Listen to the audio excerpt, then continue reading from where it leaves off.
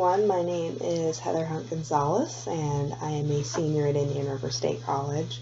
So I've actually been really involved with the college for about 4 years now, and I've been exposed to so many different people and places and things that I know I wouldn't have had any access to without the college's help. So I wanted to create this podcast in order to give back and hopefully inspire some students to see how much is really out there, because Indian River State College does do some pretty amazing things, and I don't feel like most of us really know that or have the awareness about what's going on. So in this podcast, in this and future episodes, we want to interview alumni. We want to reach out and look at ways of being more productive and being more efficient with how we go through our classwork and complete our degrees so we can have a richer college experience. We want to do a River Strong segment where we interview students who have overcome some kind of adversity and still managed to come out on top. And last but not least, we want to do club spotlights. So I was really involved in clubs and organizations, and I know that wasn't always the case whenever I first started at Indian River State College. So that's something I would really like to shine a light on and give some exposure to, is all of the clubs and organizations and activities and events that the college has, because there's really a lot more out there than what I think a lot of students realize. So for our very first episode, we will be interviewing Michael Minella.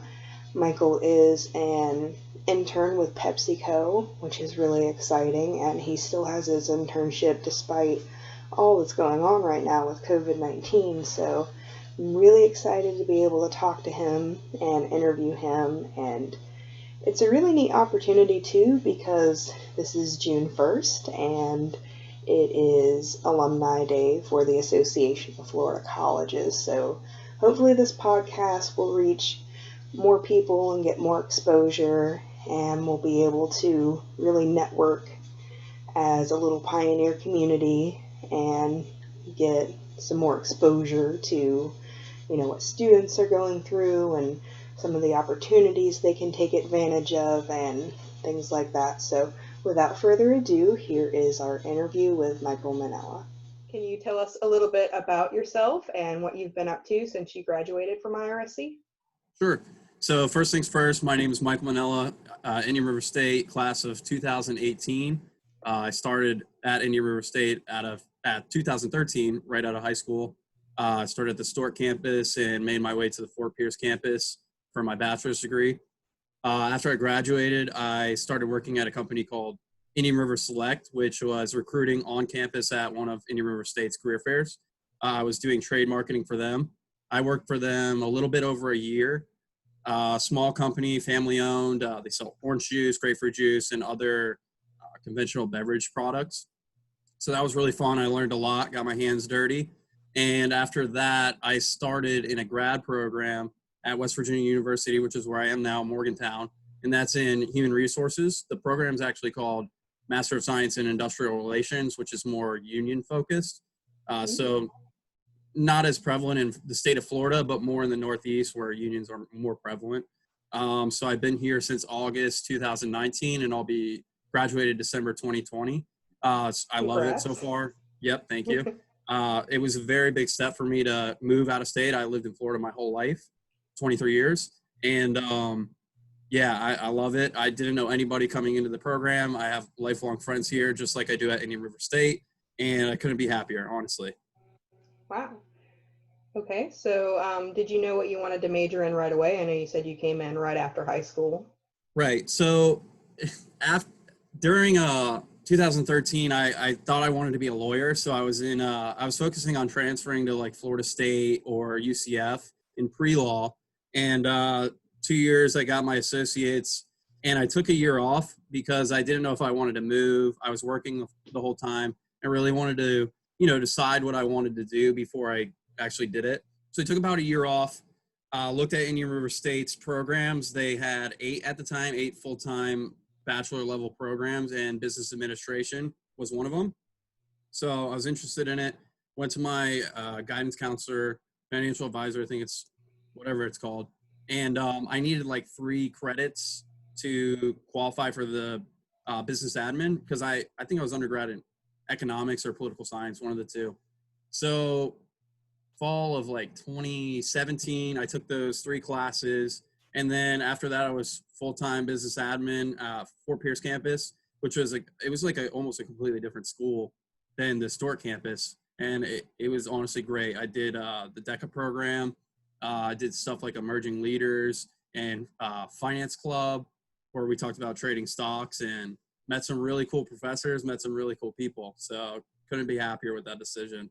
Do you have a favorite professor? You want to single anybody out? Oh man, I have two favorite professors, honestly. So Dr. Harbour was probably the first person who like opened my scope to stuff like grad school and like actually, being something bigger than I thought I could be. And then after I got into the collegiate DECA, I didn't know anybody in collegiate DECA as well, and I interviewed for a presidential position, and I just kind of wung it and went in and talked to Dr. Bailey, and she had faith in me, and ever since then, it's been great. It was a great year, but Dr. Bailey's such an awesome like role model, mentor. She's just the perfect person to like look up to, and she really keeps me in check because I can be a little crazy at times, but she's always so like straight-minded and always on the path. Like there's always a plan with Dr. Bailey, a good plan. Excellent. So definitely those two. Do you remember which class you enjoyed most? Oh, so I had Dr. Harbour 2 classes back to back. I think it was customer relations and marketing management. So those 2 classes kind of blended for me together, so it was like 2.5 hours straight with Dr. Harbour for 2 days a week. And that was like, I had that right as I started my bachelor's degree. And I think that like propelled me to do great things, like be the vice president of DECA, go on to grad school, just like having, someone so knowledgeable teaching 2 great subjects back to back. It was just awesome. The classes so would you say he was a mentor then? Oh yeah. I wouldn't say like a direct mentor, but like an unofficial, like if I had a problem, I would go to Dr. Harbour. And then when Dr. Harbour was, focusing on retirement, if I had a problem, I go to Dr. Bailey. Like Dr. Bailey, I was like, hey, I'm thinking of grad school. This was after I graduated. And she's like, all right, tell me who I have to send a letter to. And so, yeah, I couldn't be more appreciative for those 2, especially. But honestly, all the professors I had at Indian River were top notch. Excellent. Definitely. So do you have a favorite memory of your time at IRSC? Since you were really involved, you must have some competing memories, vying for that spot. Yeah. I'm going to go with 2 memories again. I don't like to single one thing out, but so being vice president of DECA, we got to go to a state competition and a national competition. And a lot of us moved on from state to nationals. And I knew a lot of the members, but after those competitions, we really started to become like a family, and, that lifelong friend term that I used earlier. Washington, D.C. was amazing. I was very lucky to be a part of that. And I didn't do as well as I would have liked to in that competition, but the whole experience was just it was so amazing. And then the semester I graduated, I was lucky enough to go to Prague with the school. Dr. Ricardo and Dr. Bailey took a group of, I forget how many, it was like 15 students. Wow. And again, I knew 3 people going into the trip, lifelong friends gained from that trip, Aiden Morgie and Daniel Jocks. I still talk to them, talk to Aiden daily, talk to Daniel less frequently because he's still over in Prague, but just going to a different country, we were there for almost a month. And it was just, words don't describe experiences like that. It's just so maturing. Like I gained so much more of a scope to like how the real world actually is. It's really amazing. Yeah, I'd recommend it to anybody. I was so afraid, and I was like so nervous. I've been outside of the U.S., but never to Europe, and never on a plane ride that long. It was about 9 hours, and then when we flew to Hong Kong, it was about 12 hours. But I was so nervous, but best time of my life, honestly. Nice. So what advice would you give to people who are at IRSC right now? IRSC. All right. So when some people think of IRSC, they may think of like, staying home. It's not a glamorous university, but you can learn so much. Like even in West Virginia, like I pull from lectures and presentations from Indian River and stuff like people that came to our campus and gave their presentations. So know the value of the degree you're getting. And I would also recommend not to rush it. Like if I would have, 2 years and transferred to say Florida State or UCF, which was one of my original plans, who knows where I'd be. But I was patient. I stuck it out. Very cost-effective method, which is great. I graduated with no student loans, which is awesome. Anyone who has that opportunity should take it. And I just honed my craft. I started becoming a better version of myself every day. It was like a job, honestly, but a job I enjoyed going to. And I just was myself. Like I wasn't trying to be somebody fake. I wasn't trying to impress anybody. I was just trying to be me. I had a great time, and I got a job. And honestly, going to that school and learning what I learned put me into position to go to West Virginia and be a top qualifying student here and get a good opportunity with PepsiCo in the summer. So the greatest thing I ever did was be patient and figure it out at Indian River State. I can honestly say that. It's amazing. So you mentioned PepsiCo, so you're working for them right now?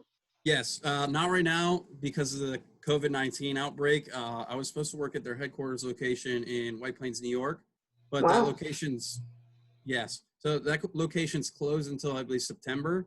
But so I was supposed to start about a week ago in May, and they had to push it back till June 29th, I believe, just to make sure that everybody was safe. And instead of going to New York, I'll be working remote, which honestly, I can't complain. PepsiCo has been great. They're keeping us on. They're back paying us. Some fellow classmates had companies that had to make tougher decisions. So I couldn't be more grateful for the company that I chose. Wow. Do you think that your opportunity before from Indian River working for a beverage company before helped lead into that and kind of segue you that direction? 100%. Honestly, I didn't think about it until after everything started, the pieces started to fall in. Because I was like, Indian River, it's a small company, family owned, which was great for the experiences that I drew from it and like gained.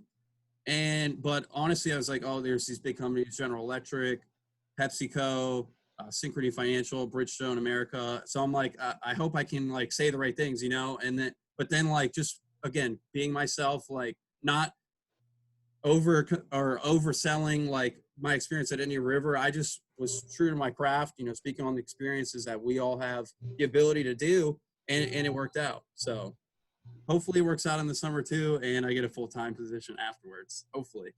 Fingers crossed. We'll cross them for you too. Yes, I appreciate it. But yes, like I said, I wouldn't be here if I didn't follow the process at Indian River, get my hands dirty there. I ask questions almost every class. I do the same thing here. Just, again, continuing to be a better version of myself. I know you mentioned earlier the Emerging Leaders Program. Yep. Yeah. So would you care to elaborate? Because that sounds like it might, contribute to some of that personal growth. And definitely. So Emerging Leader tied in a couple different things where there was volunteer efforts, and you had to do like a reflective essay and other portions of like extracurricular on top of the classwork at Indian River. So I was lucky enough to do it while I was in DECA. So I had hours planned for DECA, and we could kind of combine those efforts with the Emerging Leaders. A couple of my classmates got the passport at the same time. And we were able to do efforts like beach cleanups on Jetty Park. I think we read to students one day at a local preschool. So, and that's what Indian River is all about. It's a community school, and that was one of our missions for DECA at the time, was just to give back to our community, because that's where we all were from. We wanted the Treasure Coast to be a better place, and we were able to do that through there. And the reflective essay at the end really ties in your perspective to understand why those activities and events like make you into a better version of yourself. That's great. Yeah. And so they actually, I don't know if it's still there now, but they developed a second Emerging Leaders. Like you had to do the first one and then you were qualified for the next one, but I already graduated by the time they came out with it. So I couldn't do the second. I wanted to though. Yeah. Legacy Leaders. Yep. I think is what that one's called. Yes. So, Great opportunity. Everything I did there was fun. We all had fun. It honestly wasn't work at all. It was just a good time with good friends. Yeah, you mentioned a minute ago that you had time blocks scheduled for these different things. So did you Yeah. have like a planner? Like, how did you organize all the things you were doing? Because you were clearly really involved. So Right. it'd be nice to kind of hear how you did that, maybe some of your methodology that helped you be a structured, organized person. Because I'm sure most of us coming in from high school aren't Right. that together yet. The good thing with phones is you can just plug in phones. Like for this interview, I just plugged it into my calendar. Honestly, I will be honest, my calendar back then was not good enough. I was lucky to be surrounded by people like Jacqueline Zamora, Katie Muldoon, who kept DECA so on track and had everything so planned out. All these events, Sabby Hightower was there back then. They made sure everybody was in the loop. Even though we didn't have big groups all the time, like the people that were there were in it for good. So I'm definitely going to defer the credit to them. And again, going back to Dr. Bailey, it was the same thing. Those three, and Savvy, they kept everybody on track. Like this, then this, then this. It was great for me. They made my job easy. I'll say that. Okay, fair enough. It's true though. It is. Indian River was four or five of the best years of my life, honestly, especially those last two in the bachelor's program with DECA and, Dr. Harber, Professor Nevins, Carlson Meyer. I had so many great professors. I haven't reached out to them in so long just because, we're all so busy. Like I'm still in grad school and just going, but I will never forget those people, honestly. Could you see yourself like sitting and having coffee with them in a few years? Oh, yes, then? 100%. Yeah. When I'm in a better position in life, it's definitely a give back to Indian River, give back to West Virginia, and especially to those professors that gave to me, That's one of the hardest jobs in the world and one of the most underappreciated is professors, teachers of any facet. But they all were so passionate. They all had so many good experiences to draw off of. And I had a world-class education there. I don't know. And great, like I said, cost benefit, like third cheapest college in the country when I went there. And I'm sure it's either the same or lower now. Mm-hmm. Aspen award-winning college. I had a great time. It was awesome. It is what you make of it. Like there were people who went to class and that's fine. I wanted to, do the DECA thing, go on trips. And it did take me a couple of years to get out of my shell. And me, I'm a social butterfly. And it still took me, 21, 22 years old to be like, hey, I want to do all this stuff too. So it's trust the process, take your time, surround yourself with good people that want to do better too. It makes your life a whole lot easier. It's really good advice. Mm-hmm. Thank you. You gotta get back to those that gave to you. That's my ideology, at least. Yeah. Do you think going to an affordable school, like you mentioned, made grad school more of a possibility than it would have if you went to, say, a major university or? 100%. Like I talked to my dad. I'm fortunate to have like a supportive family that takes the ropes off. Michael, go do your thing. Go where you have to go. It was made it possible for the trip to happen to Europe, which was very expensive for a month of time, but honestly, so worth it. And yes, grad school. I was fortunate. The program at West Virginia, I qualified for in-state tuition because of academic common market, which people who are looking at grad school definitely look into that because I didn't know of it. I stumbled upon it on chance. Academic common market, and yes, 100%. I'm so fortunate. No student debt when I graduated. So yes, I could take those next steps. There's great opportunities in the Treasure Coast. Don't get me wrong. I have friends that are still there that are having great lives. Very successful, very happy, which is most important. But if you're looking to take that next step and go somewhere else, I did it. If I can do it, anybody can do it. And I did it with help and support from the people that are still there too. So that's really interesting that, even though, like you said, some people might not think it's as glamorous, or even especially parents, trying to pull their kids into, maybe what they did, their route whenever they were in school. I do think in this landscape, it's just the most sensible thing to do because, yes, like you said, you had a great education, you had mentors, you had, all these development programs that you were part of in clubs. Yep. So, I mean, I can't really imagine what else there could be, at a university that you wouldn't get there. Right. Honestly, there's always doubts, IRSC, small school, I'm always thinking like, do I have the same educational opportunities? Do I qualify for the same jobs? And then coming to a place like WVU and like being able to speak my mind and have other classmates say, hey, what he's saying makes sense. And all of it comes back to where I'm from. Like I said, I wouldn't be anywhere without Indian River State. And I wish I could tell myself that, 7 years ago when I was 18, like, hey, take this and do even more with it, because who even knows? The possibilities are endless. Like it is a very great school. I actually had a recruiter at West Virginia know Indian River by name because of how recognized it is nationally for swimming. So it is known. Like it is not just South Florida. We are representing ourselves even more and more United States wise. I will say that. True really story. Impressive. Yes, I was blown away. I was like, "What? Indian River?" He's like, "Yeah, swimming." And I was like, "Yeah, we've won like 45 national championships in a row." And he's like, "All right, stop being cocky." And we laughed about it. Oh, that's great. Yes, great times, great memories. That's another thing I would have to add is I made plenty of mistakes at Indian River, but I always knew, those mistakes were not easily. You can overcome those mistakes and fix the transcript, make up classes that you had a rough start in, withdrawal, or God forbid D's or F's. But it happened to me. I'm still in grad school, so that's another thing that gets lost in the DECA, emerging leaders. Like people do struggle, everyone struggles, but just know that you got to put an emphasis on it. Retake those struggles and just do it better the second time.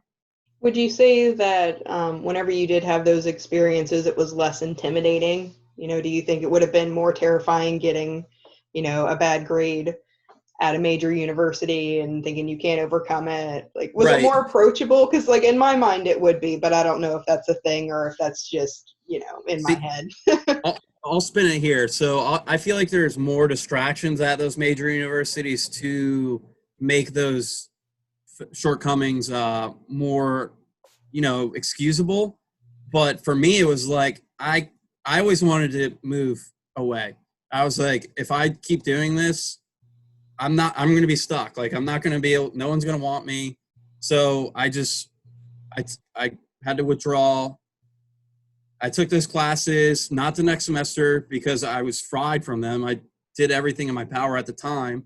I took a couple semesters where I had other classes and did well in. And then at the back end, I took them again and I really focused more time. I had a couple semesters at the end of the AA where I just had a few less classes to focus on the ones like psychology, biology. I'm in human resources. I'm not in science, but it's required. So, and it is necessary. Like I pulled things from psychology in the field I'm in now still. So I just took those classes and focused on them more, and I got past it. It's possible, 100%. But when I was in the bachelor's program, that's when I connected with my teachers, did the clubs, and was a great student. So it's not just jump to the finish. You got to start. It's a mountain. You just got to keep climbing the mountain. Well, that makes sense too, because you weren't even thinking you were going to stay at IRSC. So of course you would take it more seriously after you're like, okay, this is where I'm planting my feet and I'm going to fight it out.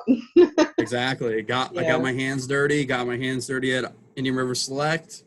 I'm getting my hands dirty now. I love it. It's the best. Very nice. All right. Well, thank you for meeting with us, Mike. It's been an absolute pleasure. Thank you for being our very first guest on the Pioneer Podcast. The pleasure is mine. Thank you very much, Heather. Have a great night. You too. Bye-bye.